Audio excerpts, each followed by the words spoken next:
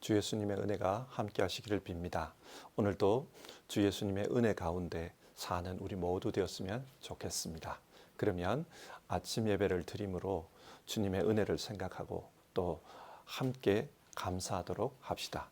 먼저 사도신경으로 우리의 신앙을 고백하겠습니다. 나는 전능하신 아버지 하나님 천지의 창조주를 믿습니다. 나는 그의 유일하신 아들 우리 주 예수 그리스도를 믿습니다. 그는 성령으로 잉태되어 동정녀 마리아에게서 나시고 본디오 빌라도에게 고난을 받아 십자가에 못 박혀 죽으시고 장사된 지 사흘 만에 죽은 자 가운데서 다시 살아나셨으며 하늘에 오르시어 전능하신 아버지 하나님 우편에 앉아 계시다가 거기로부터 살아있는 자와 죽은 자를 심판하러 오십니다. 나는 성령을 믿으며 거룩한 공교회와 성도의 교제와 죄를 용서받는 것과 몸의 부활과 영생을 믿습니다. 아멘. 오늘 살펴볼 하나님의 말씀은 요한복음 6장 26절에서 29절의 말씀입니다. 요한복음 6장 26절에서 29절의 말씀을 받들어 읽겠습니다. 예수께서 그들에게 대답하셨다. 내가 진정으로 너희에게 말한다. 너희가 나를 찾는 것은 표징을 보았기 때문이 아니라 빵을 먹고 배가 불렀기 때문이다. 너희는 썩어 없어질 양식을 얻으려고 일하지 말고 영생에 이르도록 남아있을 양식을 얻으려고 일하여라. 이 양식은 인자가 너희에게 줄 것이다. 아버지 하나님께서 인자를 인정하셨기 때문이다. 그들이 예수께 물었다. 우리가 무엇을 하여야 하나님의 일을 하는 것이 됩니까? 예수께서 그들에게 대답하셨다. 하나님께서 보내신 일을 믿는 것이 곧 하나님의 일이다. 아멘. 예수님은 제자들에게 나는 율법이나 예언자의 말을 폐하러 온 것이 아니라 완성하러 왔다. 그렇게 말씀하셨습니다. 여기서 율법과 예언자의 말은 구약을 의미합니다. 예수님은 철저히 구약에 예언된 하나님의 말씀을 완성하는 것에 공생의 사역에 초점을 맞췄습니다. 왜 그렇게 하셨을까요? 하나님의 말씀이 완성되어야 이 땅에 하나님의 뜻이 이루어집니다. 이 땅에 하나님의 뜻이 이루어져야 하나님의 나라가 우리 가운데 나타납니다. 예수님은 구약의 완성을 통해 이 땅에서 하나님 나라의 일을 하셨습니다. 오늘 읽게 되는 요한복음 6장과 7장의 말씀은 유대인의 절기, 유월절과 초막절, 이 절기와 관련이 있습니다. 그런데 이 말씀이 언제 일어났는가? 6장의 말씀은 유월절이 시간적 배경입니다. 그리고 7장은 초막절을 배경으로 하고 있습니다. 예수님은 이 6장과 7장의 말씀을 통해 구약의 절기를 완성하셨다. 성경은 그것을 우리에게 말씀하고 있습니다. 자, 그러면 오늘 말씀을 통해서 이 구약의 절기들이 어떤 의미를 가지고 있었고 예수님은 어떻게 완성하셨는지를 살펴보도록 하겠습니다.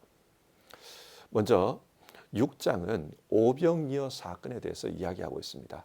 그리고 이 오병이어 사건이 언제 일어났는가? 6장 4절을 보면 유대인의 명절인 유월절 가까운 때에 이 오병이어 사건이 일어났다고 합니다. 이때 사람들은 예수님의 말씀을 듣기 위해서 광야로 몰려들었습니다. 아주 긴 시간 동안 예수님의 말씀을 듣고 배웠습니다. 그런데 먹을 것이 없었습니다. 사람들이 굶주렸습니다. 그때 예수님께서 제자 빌립에게 묻기를 우리가 어디서 빵을 사서 이 사람들을 먹이겠느냐 그렇게 질문하십니다. 그러자 빌립이 한 사람에게 빵을 조금씩 먹이더라도 이 전체 사람들에게 먹이는 데는 200데나리온도 부족합니다. 그런 말을 합니다. 빌립의 말의 요지는 한마디로 음식을 사서는 이 사람들에게 먹일 수 없습니다. 우리에겐 그런 돈이 없습니다. 그런 뜻입니다. 이런 대화를 하고 있을 때 옆에 있던 제자 안드레가 보리빵 5개와 물고기 2마리를 가져옵니다. 무리 중에 있던 한 아이의 음식이었습니다. 그 음식을 받아서 예수님은 기도하시고 그리고 사람들에게 나누어 주십니다. 그러자 거기에 모여있는 모든 사람들이 그 음식을 먹고 12광주리가 남았습니다.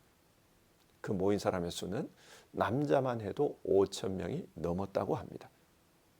어마어마하게 많은 사람들이 먹고 배불리 먹고 음식이 남았습니다. 이것은 기적이었습니다. 오늘날 많은 사람들은 이 오병이어 기적이 이성적으로는 이해가 되지 않는다. 그래서 좀 합리적인 해석을 해보려고 노력을 합니다. 예를 들면 이런 거예요. 유대인들은 평소 자기 먹을 것을 자기가 가지고 다녔다는 거예요. 우리식으로 말하면 도시락을 싸서 다녔다는 말입니다. 그런데 그게 많은 사람들이 모여서 굶주리고 있으니까 자기 혼자 도시락을 내서 먹기가 부끄러웠다는 거예요. 그래서 다들 도시락을 숨겨놓고 내놓지 않고 굶주리고 있었습니다. 그런데 그 상황에서 어떤 한 어린아이가 도시락을 내놓았다는 거예요. 그리고 다른 사람들과 나누어 먹습니다. 이것을 본 많은 어른들이 스스로 부끄러워서 자기들도 싸운 도시락을 내놓았다. 그게 오병이어의 기적이다. 뭐 이런 식으로 해석을 합니다. 그런데 이 해석에 큰 문제가 있어요. 그렇게 도시락을 내서 나눠 먹었다면 어떻게 12광줄이나 되는 그런 음식이 남을 수 있습니까? 여러분 그렇지 않습니까? 자기 도시락을 자기가 먹었는데 어떻게 음식이 남습니까? 이건 설명이 되지 않습니다. 오병이어의 기적은 예수님께서 행하신 신비한 기적입니다. 요한복음은 이 기적이 단순한 기적이 아니라 예수님이 어떤 분이신지를 보여주는 표징으로서의 기적이라고 말합니다. 자, 예수님이 어떤 분인가? 이 오병이어 기적은 구약의 유월절 사건과 연관이 있습니다. 유월절은 유대인들이 이집트의 억압을 벗어나 해방을 받은 것을 기념하는 절기입니다. 이 유월절은 하나님의 구원 사역을 의미합니다. 유월절 어린 양이 피를 흘립니다. 그 피를 받아서 사람들이 자기 집 문 앞에 발랐더니 죽음의 천사가 넘어갑니다. 그래서 생명을 얻었고 뿐만 아니라 이집트로 풀려나 자유를 얻었습니다. 자, 이 이후에 유대인들은 어디로 갑니까? 홍해 바다로 갑니다. 그리고 홍해가 갈라지고 그곳을 지나서 광야로 나옵니다. 오늘 본문 16절에서 21절을 보면 예수님께서 바다 위를 걷는 장면이 나옵니다. 성경은 이 사건들을 함께 기록함으로 말미암아 지금 이 사건은 구약의 출애굽과 연관이 있다. 그것을 보여주고 있습니다. 모세가 이스라엘 백성을 홍해 가운데로 인도한 것처럼 예수님도 바다 위를 걸어가십니다. 그래서 예수님은 구약에 일어났던 그 사건을 예수님 자신이 완성하시는 분임을 보여줍니다. 자, 이렇게 홍해를 건너 광야로 들어갔습니다. 광야로 갔을 때 이스라엘 백성에게 어떤 일이 발생합니까? 광야에 도달하니까 출애굽 때 가지고 나온 양식이 다 떨어졌습니다. 먹을 것이 없었습니다. 그러자 사람들이 굶주리게 되고 굶주리니까 모세를 원망합니다. 이 상황에서 하나님은 만나를 내리셔서 이스라엘 백성을 먹이셨습니다.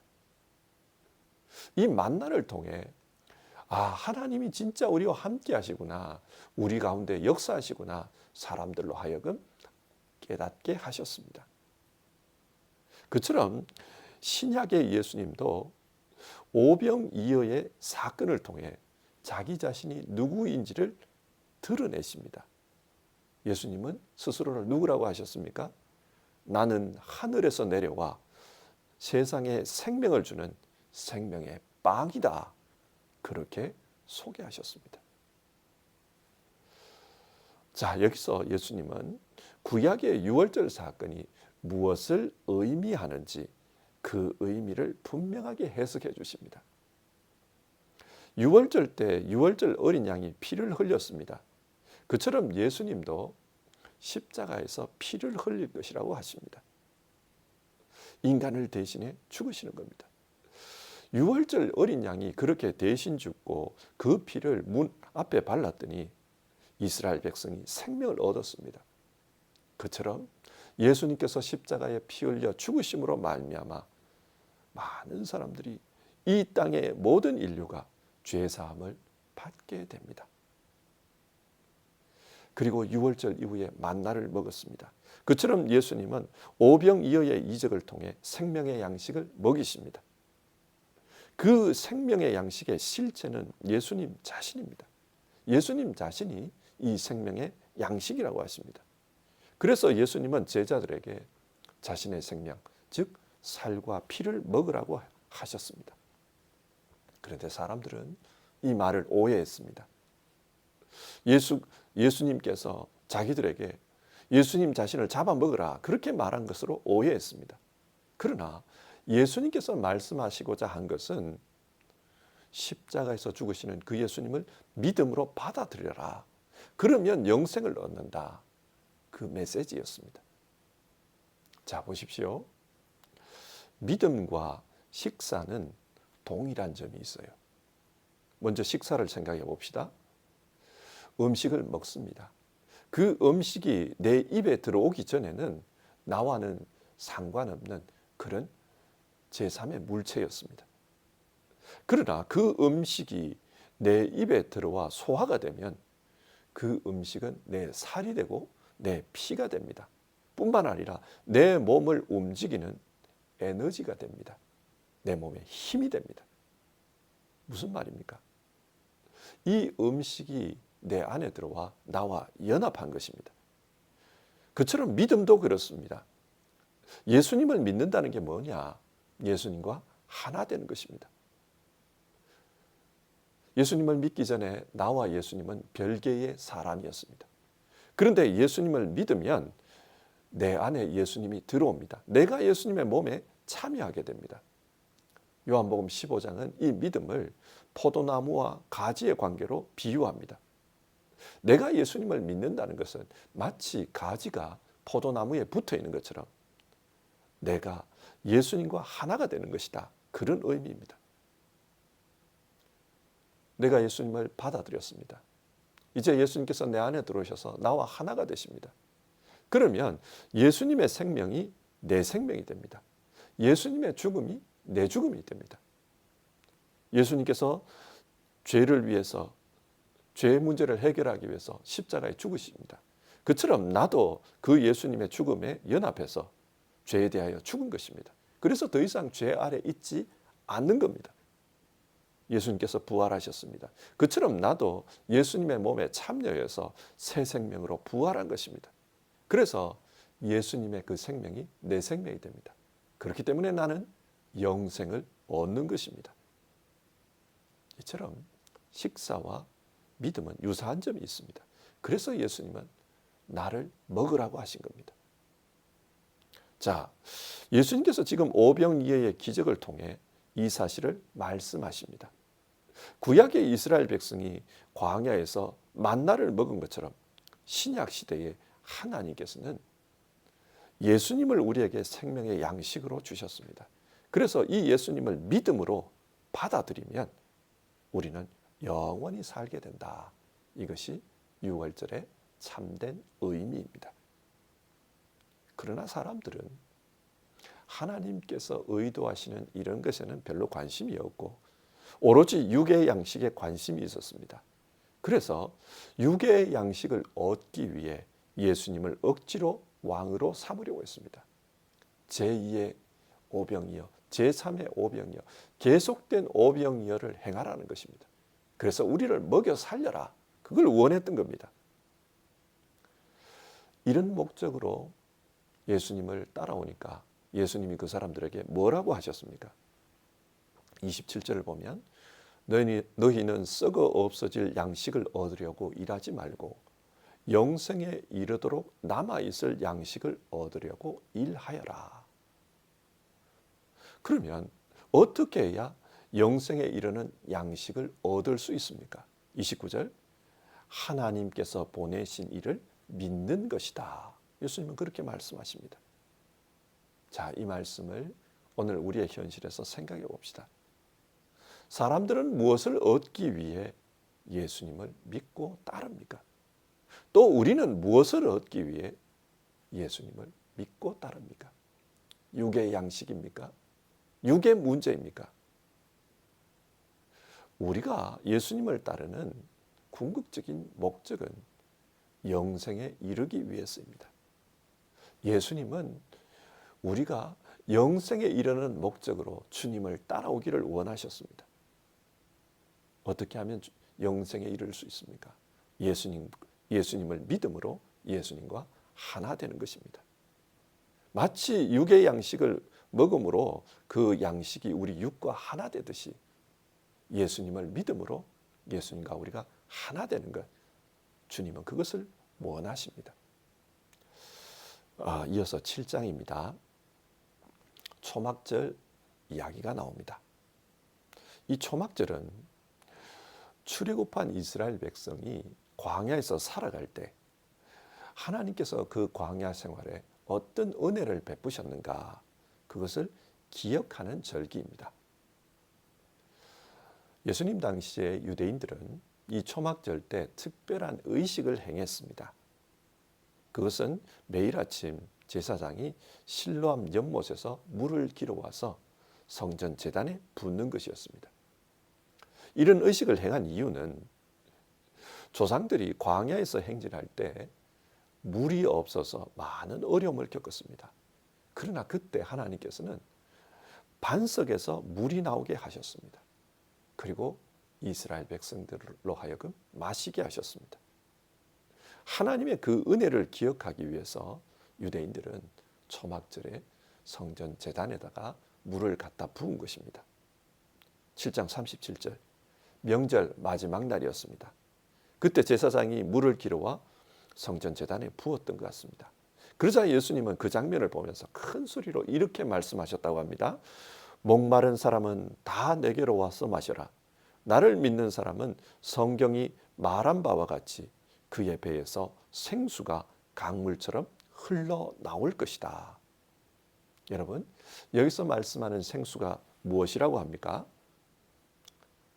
성경은 성령이라고 합니다. 예수님을 믿으면 예수님께서 그 사람에게 성령을 보내주십니다. 그런데 여기서 재미있는 것은 왜 하필 성령이 배에서 흘러나온다고 말하는 것입니까? 여기서 배로 번역된 말은 헬라어 코일리아스입니다. 이 코일리아스는 사람의 내면 깊숙한 곳, 영혼, 마음, 생각이 머무는 곳을 가리킵니다. 그러니까 예수님은 성령께서 사람의 내면 깊숙한 곳에 계시면서 우리의 영혼과 마음과 생각을 주장하시게 하실 것이다. 그것을 말씀한 것입니다. 성경 전체를 보면 성령은 예수님의 영입니다. 그리고 이 성령은 보혜사입니다. 보혜사, 우리를 도우시고 지키시는 분입니다. 예수님은 우리에게 성령을 허락하십니다. 예수 믿는 사람들에게 성령을 허락하십니다. 그래서 우리 심령에 그 성령이 함께 계시면서 우리를 도우시고 지키도록 하십니다. 우리가 이 땅을 살아갈 때 많은 인생의 목마름을 경험합니다. 삶의 결핍들을 경험합니다.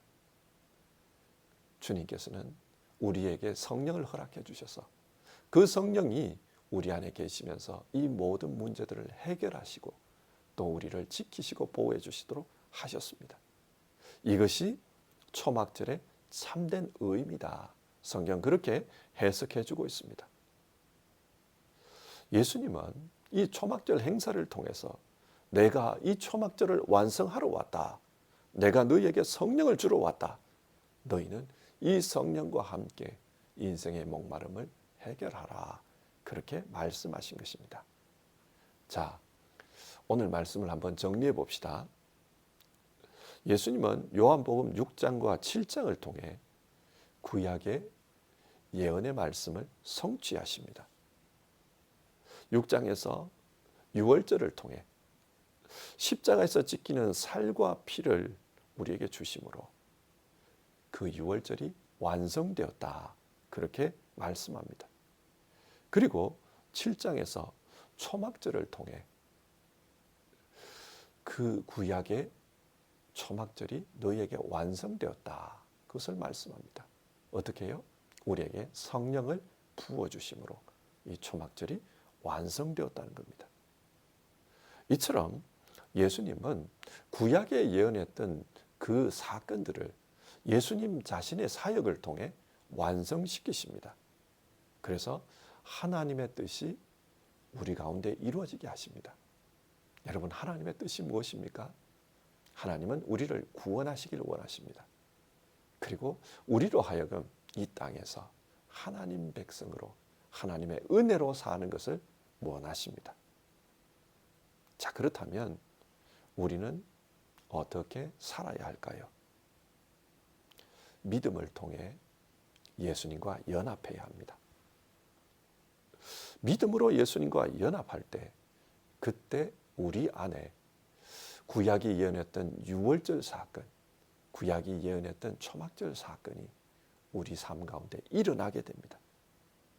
우리는 늘 하늘로부터 오는 그 생명의 양식 예수 그리스도를 경험합니다.